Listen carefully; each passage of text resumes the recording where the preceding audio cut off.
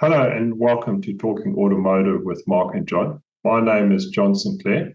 Today we're talking to Jenny Simonsen from Norway.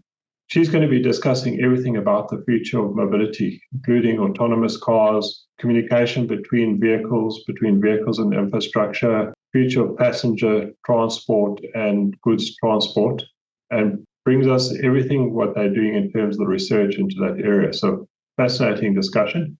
Remember, if you like what you hear, subscribe to our channel on YouTube, Spotify, and iTunes.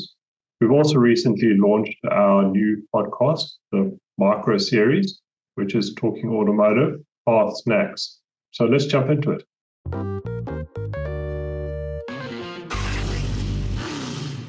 With 30 years' experience in auto logistics and state-of-the-art locations in 5 major Australian cities, Precar Fleet Services is an independent division of Precar Services, offering specialty fleet fit-outs for commercial applications ranging from simple tray and tow bar fitments to fully bespoke service body and accessory installation. With quality-assured safety, compliance and standardisation of vehicle builds, Precar Fleet Services are a premier all-in-one solutions provider for commercial vehicle fleet operators, leasing companies, and original equipment manufacturers. For further information on how Precar Fleet Services can assist in solving your commercial vehicle fit-out needs, please visit precar.com.au and click on the link to Fleet Services.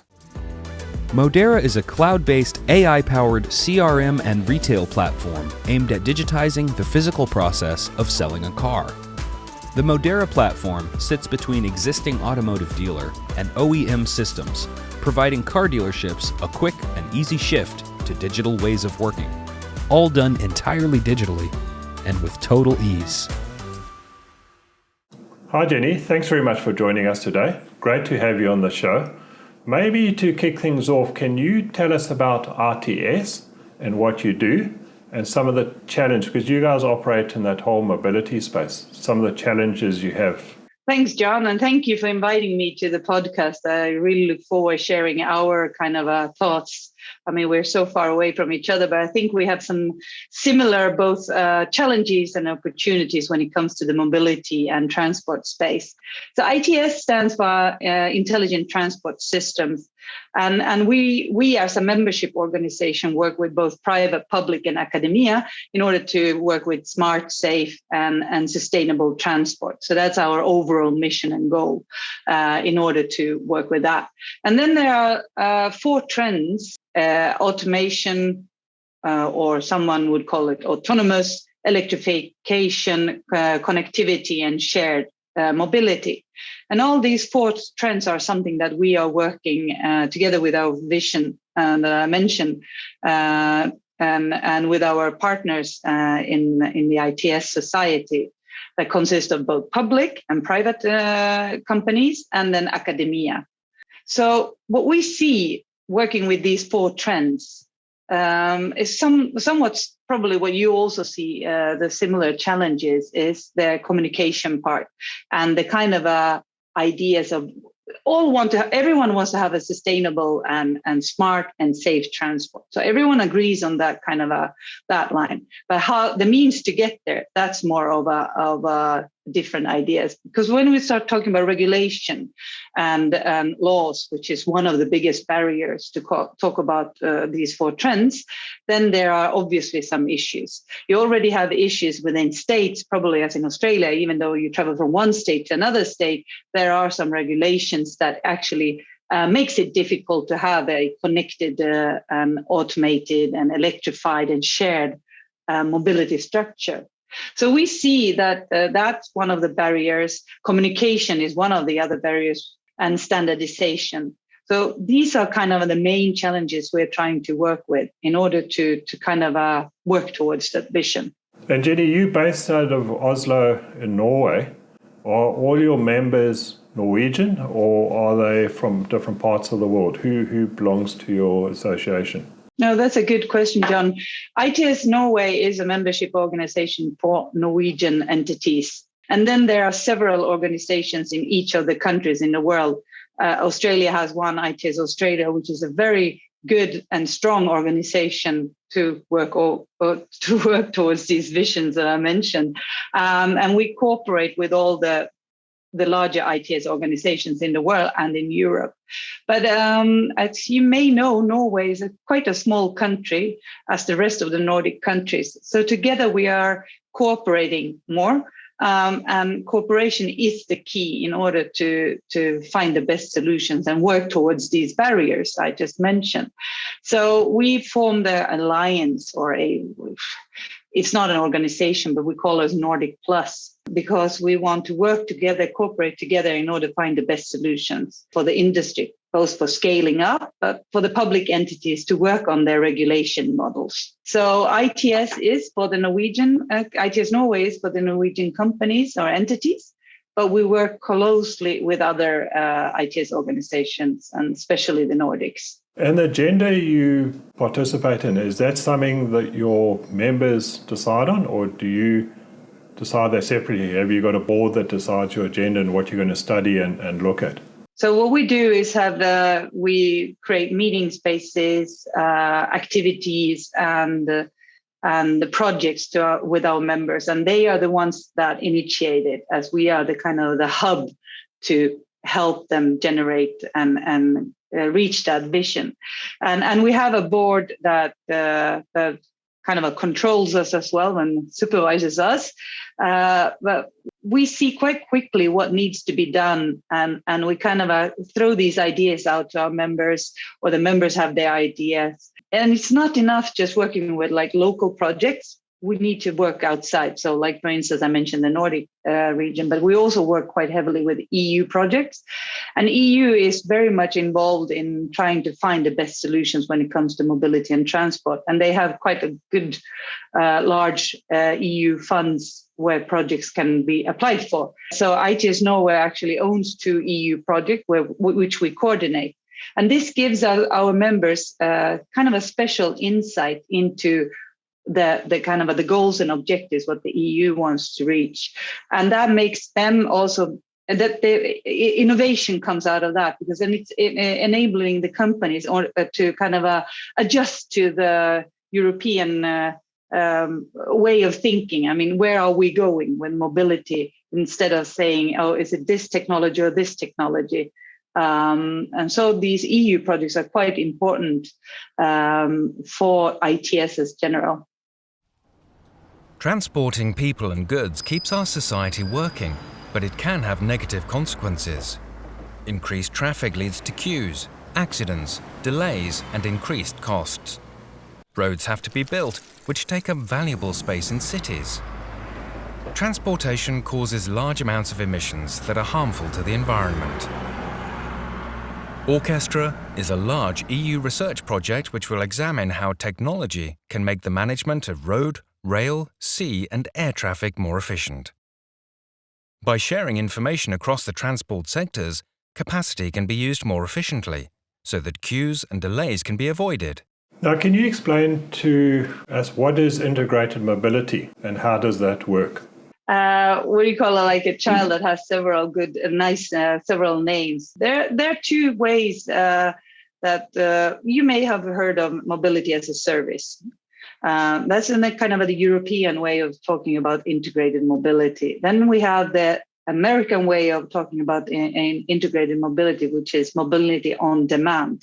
These 2 kind of terms have been standardized into an ISO document in an ISO team in order to kind of not to mix these concepts. Mobility as a service is focusing more on personal transport, and mobility on demand on personnel and goods transport. So those are the kind of differences.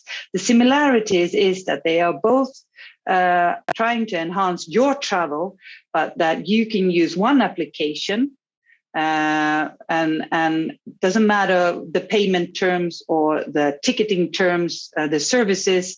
You have one application that makes you choose your journey for the best for your sake, right? So if you want to go a sustainable journey, you might have to choose more mobility providers. You maybe use an e-scooter and an e-bike to get to your destination, or you use the cheapest options, which may include some walking as well, because that's between A and B. You have to walk in order to get to B and then take your bus or train.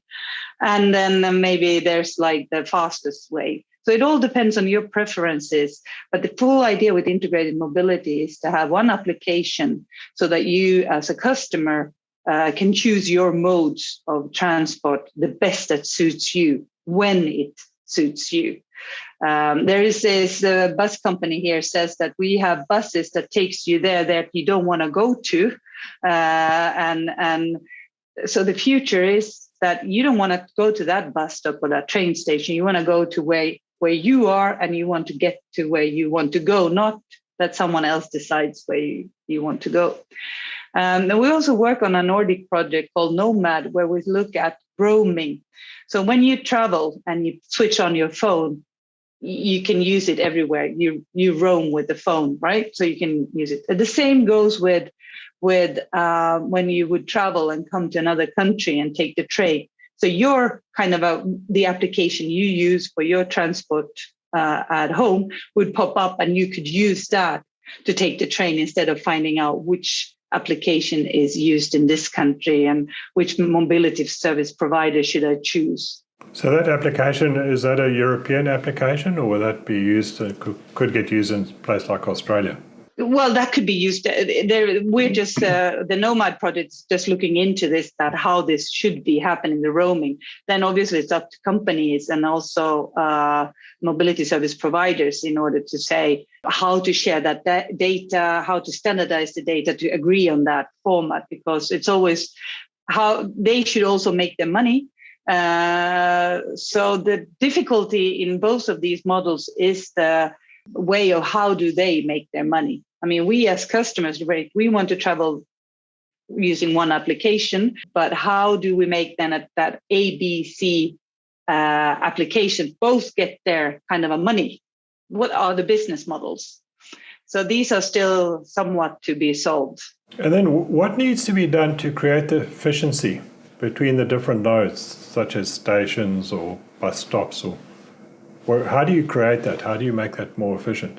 Well, that's a very good question. I ponder a little bit about that when you say it that way, because it comes back to what I was talking about a little bit with the standardization of communication. Because if we look at the stations, they are individual units, but we need to look at that in an architecture of how do we combine all those nodes or hubs in order to get efficient and safe and sustainable goods and personnel transport. Because people and goods, they just want to get from A to Z without basically caring about that they have to drop into several hubs or forms or hubs or nodes. And the thing is, how do we get that the smartest and the easiest way? So it's about, again, regulation, understanding how to communicate between the nodes and working on that communication format. It's about understanding about the business models. If it's private and public, how do we get them to work together? And there are several projects, but it's a slow process. I mean, it's a slow process within the country. Imagine when you're trying to get across the border. And Nordics, as most of you know, Nordics are small countries, very next to each other. So we're reliant on that the communication works across the border so that the transport flows. But we are getting there, but it's a slow process. And then, Jenny, what's happening between infrastructure and vehicles? They're starting to communicate between each other. What does that mean, and what is the benefit of having that happen? That's a very good question. And we see that when we talk about automated vehicles. I'll come back to that. But there is a big partnership in, I mentioned the 4 trends. Let's go back. That was automated electrification, shared and connected vehicles. And that's what the 4 trends have, that's something that we are working towards, right? So CCAM, it's a partnership here in Europe that's coordinated, connected, automated mobility, to make it very difficult with all the abbreviations, is working towards a future that is actually automated and shared. So they are trying to understand how the communication models work. How do we integrate vehicle with infrastructure, vehicle to vehicle communication, and then you have everything else towards the infrastructure, like anything from the IoT side as well, Internet of Things, connected to the infrastructure and to the vehicle to get the best kind of overview. You may know that we have a lot of Teslas in Norway, and they currently communicate with each other. They have this great system that you can know where the Teslas are. They report queues, etc. But currently there is no standardized way to get to get that data, because we all know that the automated industry is very wary of their own data. They're not sharing it. And there is a EU legislation coming soon to kind of change that. But so they don't communicate with the rest of the vehicles. If we go back to the Tesla focus. And if they would share their data vehicle to vehicle and vehicle to infrastructure, we could actually build a much more safer and secure transport net, because that is the goal. But we do understand that the OEMs want to keep their kind of data on for themselves, because that's their business model currently. But what is interesting is that we see these other companies that are more data-driven, like Waymo, Cruise, a Finnish company called Sensible 4, that are not OEMs, but they are driving their automated business or automation further, right? So that's quite interesting to see what is happening in that perspective. And that is starting to create more need for an accuracy when it comes to vehicle to infrastructure communication. And I see still that automation is it's the biggest hype we're in now. We were recently in Phoenix and testing out the Waymo's robo-taxis. And yes, Phoenix has very straight roads, and it has a climate that is very similar 360 days. So it's quite easy to test that, because you don't have the storms, the rain, the snow, what we have here. But they drove 70 kilometers an hour in real mixed traffic, both right and left turns. And that was interesting, without a safety driver. And that was interesting to test out, to see the technology is basically there. But then we start talking about the regulation part and how do we do that. So we still have some years to go. We can talk about automation in confined areas where there are like mines or harbors where you don't have personnel or other traffic, that mixed traffic. That's where you can start and talking about it. Now, I was going to ask you, have you done anything around cybersecurity? Because we did a quite interesting podcast recently on cybersecurity for vehicles. Because it's fine having the automation, but if someone hacks in and suddenly you have all the cars in the city, driving aggressively, it becomes a problem. Have you looked at that side of it? Have you studied that part? This is quite interesting you mentioning it, because it's due to the world situation now. Also, the cybersecurity, the energy and the cybersecurity is high on demand to find solutions and talk about and work with. And also, when it comes to mobility sector, John, like you said, you're quite right about that. And we talk about the trust from people in order to trust the vehicles, that when you're driving, when you're sitting in the backseat and your car is driving on its own, that you trust that it is safe and it's secure. And then we start talking about, okay, how do we then work to make that happen? So there are several projects that we also involved in. One is called Trust Me, which is a very good name for a project, but it still says that in order to work with cybersecurity, we need to use still research and funds for research in order to actually get there and pilot. I normally don't like to talk about piloting as such, but in order for us to understand the mechanisms around it and to work to have trust built in when it comes to connected and automated vehicles, we need to pilot so that people see that it works, it's beneficiary for them, and it actually makes them their lives easier. I mean, when we were in Phoenix, we talked to a guy that the funny part was he worked as a service in the restaurant, but he said he was blind. But somehow he could see us. But maybe that was selective. I don't know. But still, he said he can't drive a car. So he loved the robo taxis because it gave him mobility, right, to move around and not to be looking for others to help for him. So we see that maybe if we can start working on projects where we work on cybersecurity, on the trust part, because it's big, it could be useful for many. And Jenny, another question for me is that whole, you've spoken about vehicles talking to each other and vehicles talking to buildings, but can they look at, is there work done like between vehicles and traffic lights and improving traffic flows? Because a lot of petrol and that type of thing must get wasted for cars stopping at traffic lights. So if you could improve traffic flow and things just working smoother, do you look at things like that? Well, that's when I mentioned the CCAM, the Corporated Connected Automated Mobility. They also look at the cooperation between vehicles and infrastructure, and as you say,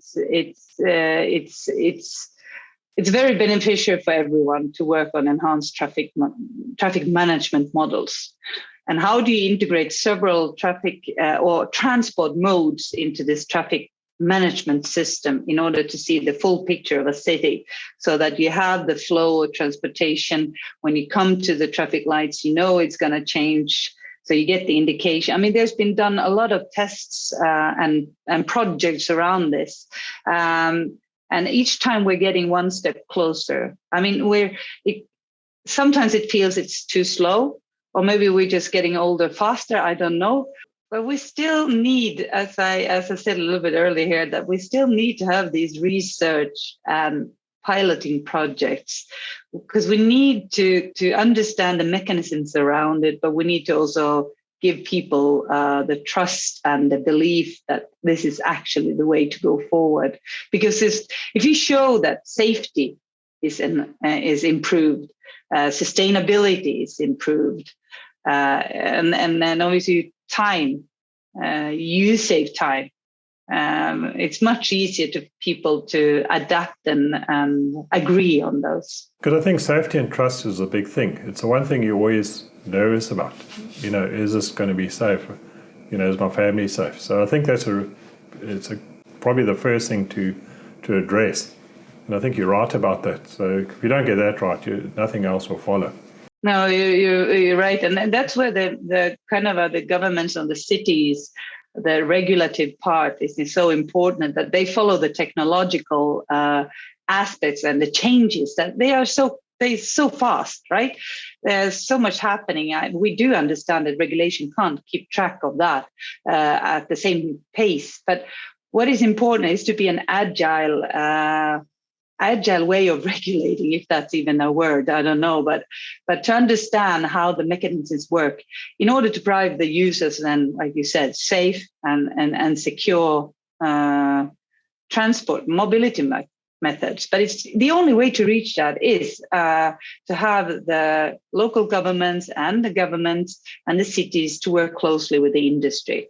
And I love the word cooperation, because if we do not cooperate, we're not going to get there. And we need to work together to understand both the barriers, the challenges, but also the opportunities, right?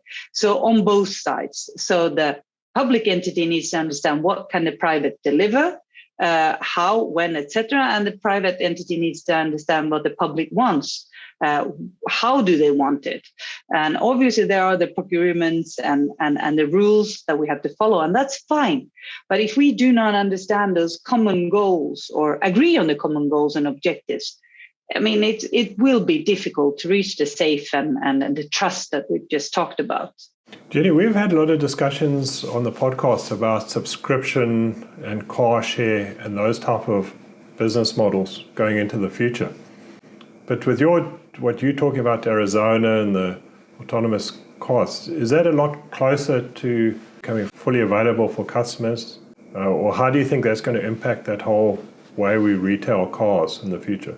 I mean, the whole idea of CCAM, the Corporate Connected Automated Mobility, the whole idea of that is to have less private cars owned on the road to reduce kind of a transport or traffic, and only have, not only have, but the wish is to have more shared transport.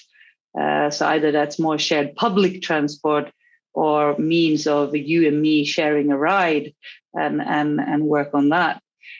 So there's definitely a movement towards that, and at least when the energy prices are so high, and the security aspect, people kind of tend to each other in order to find ways to improve the transports.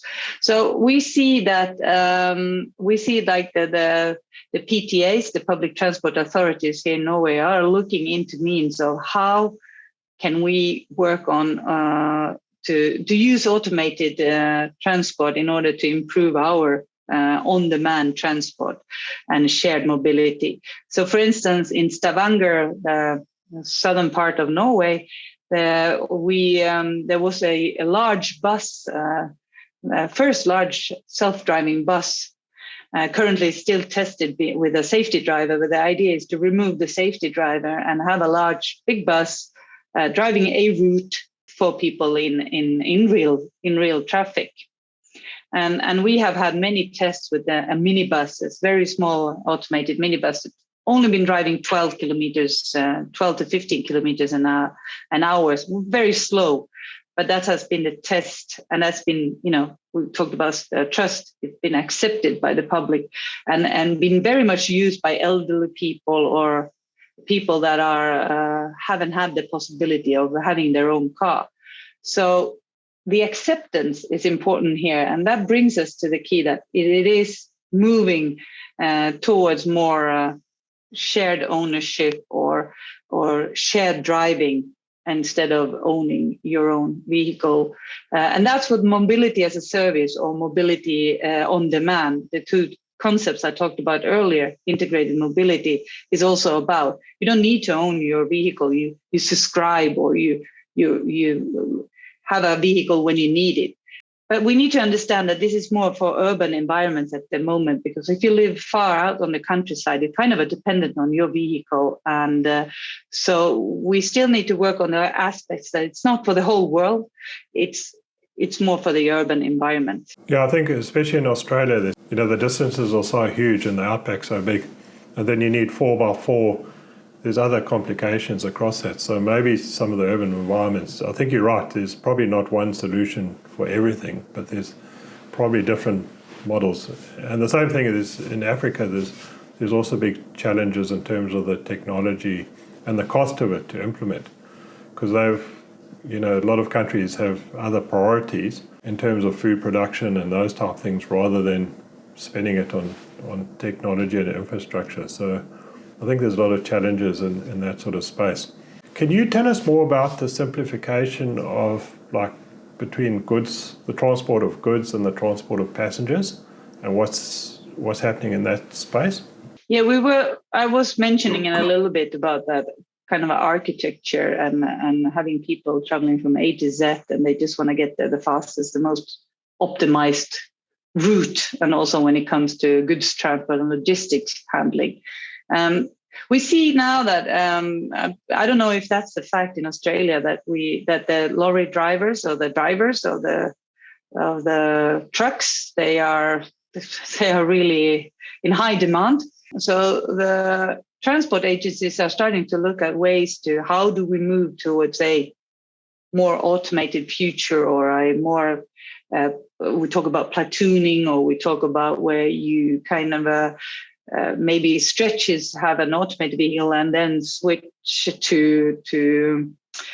to other means, smaller transports. It was actually quite interesting. It was a Finnish company, and they said that they've been into the gaming industry to kind of start talking to the young people in order to make kind of a logistic part quite more interesting for them, because if they see remote operators, they think about remote operators to kind of handle the logistic and transport when it comes to a harbor and you have an offload of the goods, and then it drives off automated and that's being remotely handled. We talk about these traffic centers then that are integrated, right? So that a remote operator could maybe work at the same time. I'm not saying this, but it could be where you have a drone landing that he's handling also, or she is handling both the kind of a drone landing there because with the goods, or the truck coming, or you have a autonomous little vessel coming into the harbor, and that could be handled also by that same remote controller. You may see that you take off jobs from others, but you at the same time increase new opportunities. The old story with the guy that sat in the elevators. I mean, we created some new jobs as well for him and her. I guess it was mostly him that was sitting in the elevators, at least when I see him from the films. But anyway, so the future job market looks different. But to answer your question there, it is that we still need to work on the communication, the regulation part, and the standardization part. So I come back to those barriers over and over again in order to kind of work with future transport models. I mean, we need to work with the insurance companies. We need to work with the OEMs and technology companies. But it is quite interesting that there are quite a lot of technology companies now kind of are coming with a lot of solutions. The challenge with that is they haven't sorted the legislation yet, and the government's only starting now to change legislation. Well, maybe we're approaching the idea from a wrong aspect. Is the focus on responsibility, or is it focus building trust? For us, it's not anymore a trolley problem. It's not who do you choose, because that's not the focus issue. In the discussions, it's the trust, yes, but not from that aspect. I mean, we're doing this large EU project. It's called MODI, MODI, and where we're going to have a couple of trucks driving autonomously, level 4, from Rotterdam to Oslo. Obviously, not on all stretches because the legislation is not there in each of the countries, but maybe on some of the stretches. What's interesting is that we have some OEMs with us, like Volvo, DAF, and there's a Swedish company called Einride that creates this autonomous pod or autonomous truck that, that's going to deliver goods logistics. I mean, if we get those on the road, I believe that that's where you start, not with you and me owning our own autonomous vehicles. I mean, the idea is not to get more vehicles on the road. The idea is to get less vehicles, but shared and controlled. Controlled, not that the government controls who can drive and who not, but controlled vehicles that are accepted.